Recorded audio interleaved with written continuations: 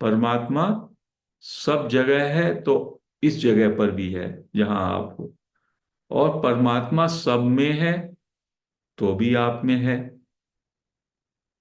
और परमात्मा सब समय है, हर समय है, तो परमात्मा इस क्षण आप में है।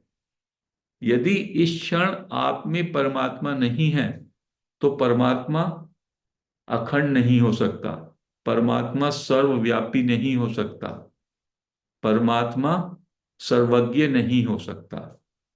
तो इन बुद्ध पुरुषों ने, जिनसे जिनके ज्ञान को निसर्गदत्त महाराज के, रमन महर्षि के हम जनरली शेयर कर रहे हैं, उन्होंने उन्होंने इसका हमको सूत्र भी दे दिया। ये बहुत बड़ी बात है। ये तो हम पढ़ते आ रहे हैं बचपन से, मैं परमात्मा हूं, आई एम गॉड, मैं परमात्मा का अंश हूं, गीता भी कहती है, सब कहते हैं। गीता में सत असत का विवेक भी बताया गया, कि सत हमेशा ज्यों का त्यों रहता है, चेतन है वो, और असत बदलता रहता है, और जो बदलता रहता है वास्तव में वो है ही नहीं, क्योंकि वो पहले भी नहीं था और अभी भी नहीं है। जैसे आपके शरीर को ले लीजिए, आपका शरीर बदल रहा है। बचपन में आप क्या कहलाते थे? शिशु कहलाते थे। आज आप शिशु हैं क्या? आपका शैशवपना चला गया, आपका बालकपना भी चला गया। और कितने लोग 50-60 से ऊपर हैं यहाँ पे सत्संग में, तो उनका युवा अवस्था, युवा शरीर भी चला गया। बहुत से तो सीनियर सिटीजन है तो उनका प्रौढ़ शरीर भी चला गया। तो ये शरीर आने जाने वाला है। ऐसे ही आपके विचार, बचपन के कुछ विचार और थे, अभी कुछ और हैं, हमेशा बदलते रहते हैं। तो कहने लगे वो सब असत है, जड़ है, वो माया है। जो भी चलता फिरता परिवर्तन होने वाला है, जाता है आता है, उसको उन्होंने कहा माया। माया का देश है वो, मन का। मन, बुद्धि, इंद्रियां, मन का हो गया माया जाल, इंद्रियों का हो गया इंद्रजाल। इंद्रजाल क्या होता है? कुछ देखते हैं उससे आप आकर्षित हो जाते हैं। कभी कभी किसी चीज को देखने के लिए 7 समुंदर पार तक चले जाते हैं आप।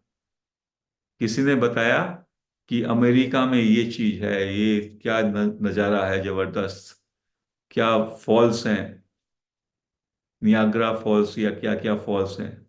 मन में आ गया उसको तो देखना है, उसके लिए तड़प लगी।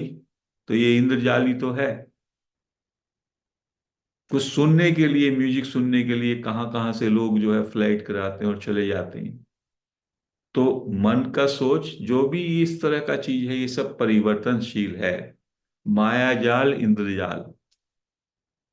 लेकिन आपके अंदर एक चीज ऐसी है जो हमेशा ज्यों की त्यों रहती है, सत। सत और चेतन जो है, वो ना कभी परिवर्तन होता है, ना उसमें कभी विकार होता है कुछ, ना उसमें कुछ घटता बढ़ता है, वो ज्यों का त्यों रहता है। क्योंकि परमात्मा यदि घटने बढ़ने लगे, वो तत्व, तो फिर वो स्थायी कैसे होगा? तो निसर्गदत्त महाराज ने बड़ी खूबी से उसको बताया कि आई एम, वो तत्व है, मैं हूं। उस मैं हूं के तत्व को बस जरा सा समझ लें, वो है शिव तत्व। बाकी सब शब्द, यदि वो मैं हूं का भाव जिस दिन आपके शरीर से निकल गया, ये knowledge, I know I am, अपने होनेपन का ज्ञान जैसे ही पलायन करेगा, आपका ये पूरे का पूरा शरीर शव हो जाता है।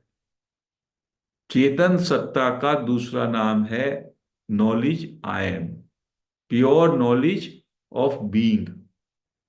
और उसको प्योर नॉलेज भी कह दिया, या उसको सेल्फ नॉलेज कह दिया। होनेपन का जो ज्ञान है आपके अंदर, और वो होनेपन का ज्ञान बिल्कुल शुद्ध है। उस होनेपन के ज्ञान के साथ आपने न जाने कितनी चीजें, वो है सत, और उसके साथ असत को जोड़ लिया आपने। मैं कहूंगा आप हो, तो आपके मन में क्या आएगा? आप अपने को नाम रूप के साथ जोड़ के ही देखते हैं होनेपन में। जैसे मैंने मैडम पालेकर से पूछा, मान लो आप हो, तो वो उनके मन में क्या छवि है अपनी? उनके अंदर अपनी नाम रूप की छवि है। मैं मैडम पालेकर, ध्यानी, ऐसे ऐसा कितनी सारी चीजें मैं के साथ उनके अंदर आ जाएंगी। तो ये जो मैं हूं है, ये मैं हूं में आपकी मैं की आइडेंटिटी बिल्कुल नहीं है, ऑलमोस्ट। केवल हूं, है पन है केवल इसमें। बीइंग इसलिए उसको कहा। बीइंग का इंग्लिश क्या होता है, या हिंदी? प्राणी। जहां जहां प्राण है उनको प्राणी कहा। बीइंग के स्तर पर मनुष्य में, बकरी में, भैंस में, चींटी में कोई फर्क नहीं है। वो वही एक सत्ता है, चेतन तत्व, होनापन। एक चींटी को भी आप थोड़ा सा डिस्टर्ब करें, वो भागती है कैसे? उसके अंदर वो चेतन तत्व है पन है। उसका ज्ञान उसको भी है कि वो है। तो कहते हैं इस शुद्ध हैपन को बस आप इसको रिकॉग्नाइज करें, और इसके साथ जो तमाम आपने असत को जोड़ा हुआ है, शरीर, मन, बुद्धि, इंद्रिया, बहुत सारा आपने इसमें महल बना लिया अपना, वो है ईगो आपका, अहंकार। कितने बड़े बड़े अहंकार होते हैं। रावण का कितना बड़ा अहंकार है। तत्व उसके अंदर भी वही राम का तत्व है छिपा हुआ, रावण के अंदर भी हैपन उसमें भी वैसे ही है जैसा राम में है। लेकिन उसके साथ उसका अहंकार आ गया। 10 सिरों, 10 जो शीश थे उसके 10 विकारी थे वो। तो कितना बड़ा आप हैपन के फाउंडेशन पे जो शुद्ध परमात्मा है, चेतन तत्व है, उसके साथ कितना भी असत को जोड़ दीजिए, वो सब कंसेप्ट्स हैं, वो सब जाने आने वाले कंसेप्ट्स हैं। यदि कोई 10 साल का बच्चा होगा, तो उसको माता पिता ने भर दिया कि भैया तू बच्चा है, लड़का है, तो वो कहेगा आई एम ए बॉय। तो आई एम पे ना रुक करके बॉय को उसके साथ जोड़ दिया। बिना बॉय के आई एम होनापन। अभी आप कहेंगे आई एम ए मेडिटेटर, तो मेडिटेटर को भी हटा दीजिए। आपकी कोई उसमें क्वालिटी नहीं है, परमात्मा का कोई क्वालिटी नहीं है। क्वालिटी जो हम लगा देते हैं किसी भी चीज पे, उससे वो सीमित हो जाता है। परमात्मा तो असीम है और अनंत है। तो ये हैपन जो आपका है, जिसको, जिस इसका ज्ञान, I know I am, knowledge of being, यही सत चित है। सत का मतलब होता है होना, और चित का मतलब होता है नॉलेज, उसका ज्ञान। और वो उसमें ब्लिस होता है जब आप प्योर होने में और उसका ज्ञान होने का, तो ऑटोमेटिकली आप ब्लिसफुल होते हैं। आपके साथ जो तमाम उल्टी सीधी चीजें आपने जोड़ी हुई हैं, कहानियां, ये भी एक कहानी है। मैं शरीर हूं, मैं लड़का हूं, मैं लड़की हूं,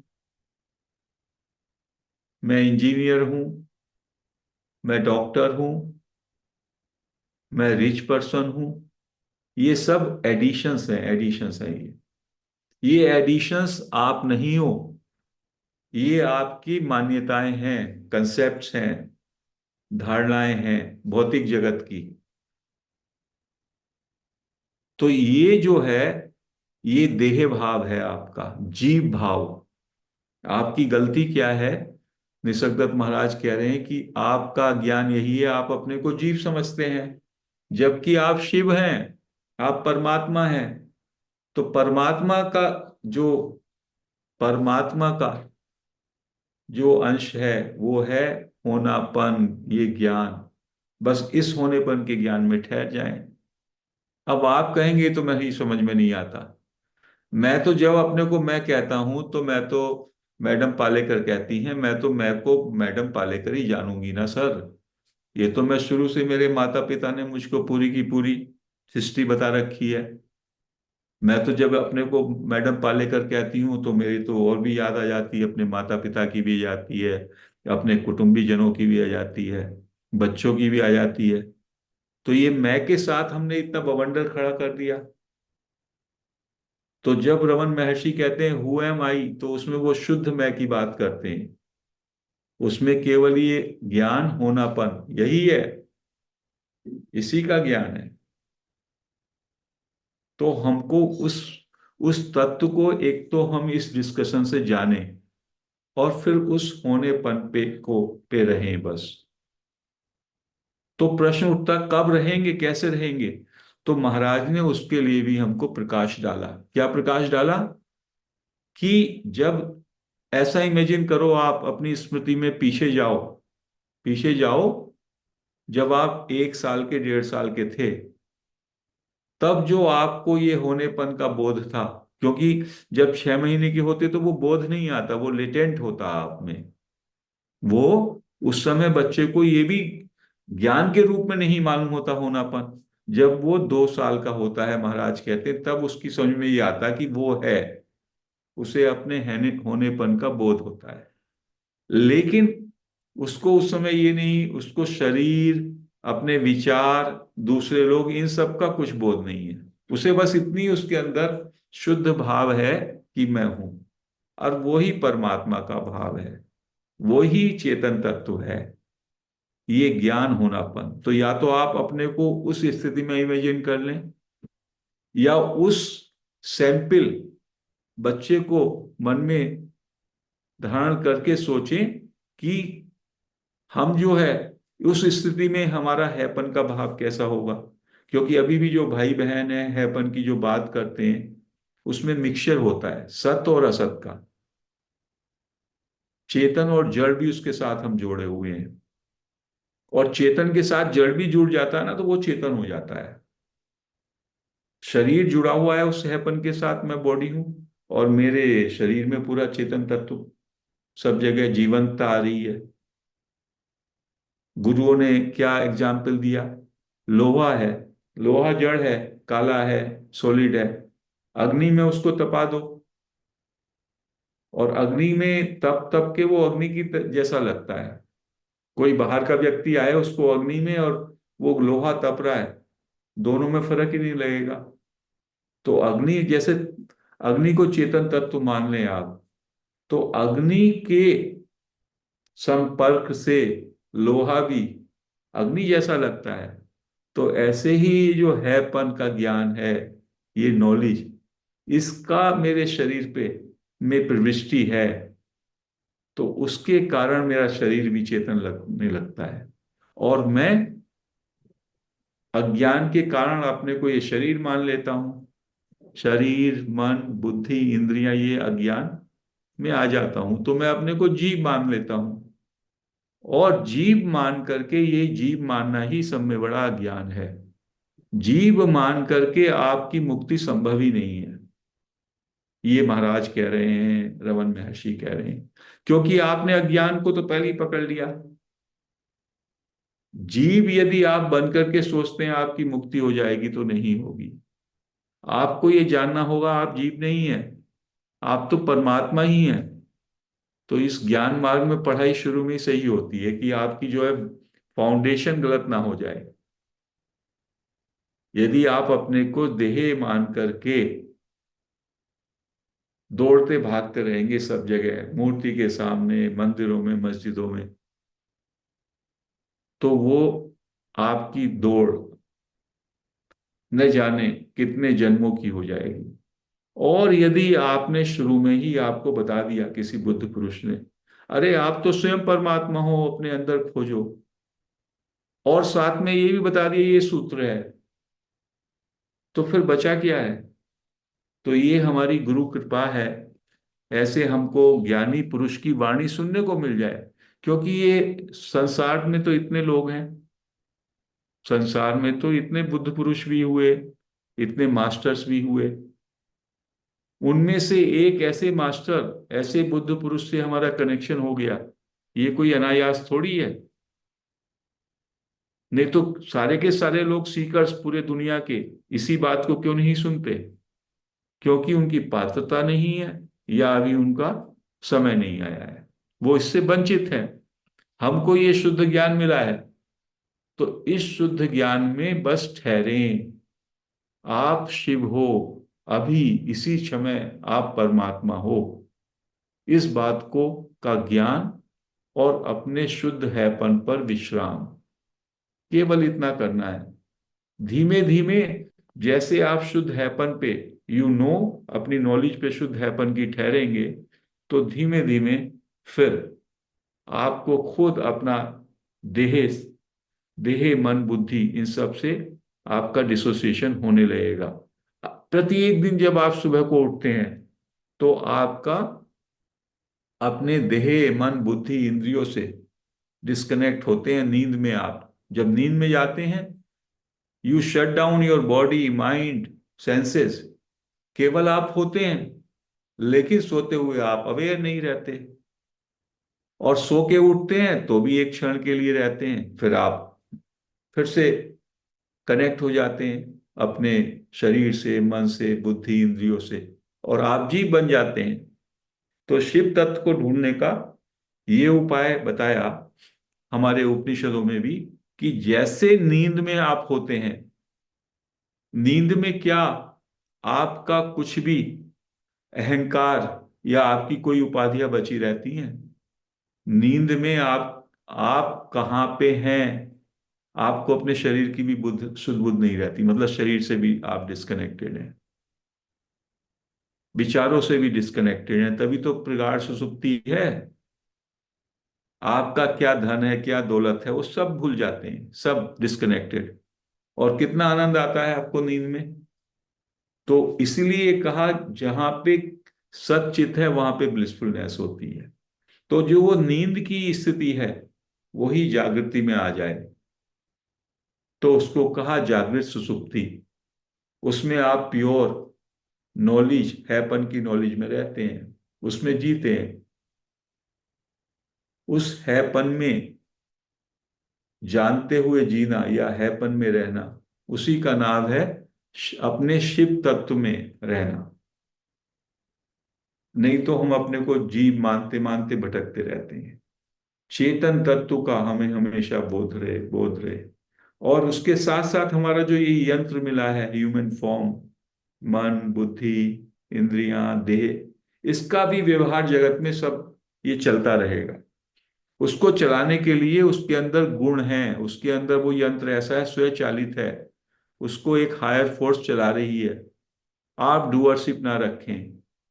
कर्तृत्व अभिमान गीता भी कहती है। अहंता और ममता जो है मूढ़मति के पास होती है, मूढ़ता की निशानी है, उसे छोड़ दें।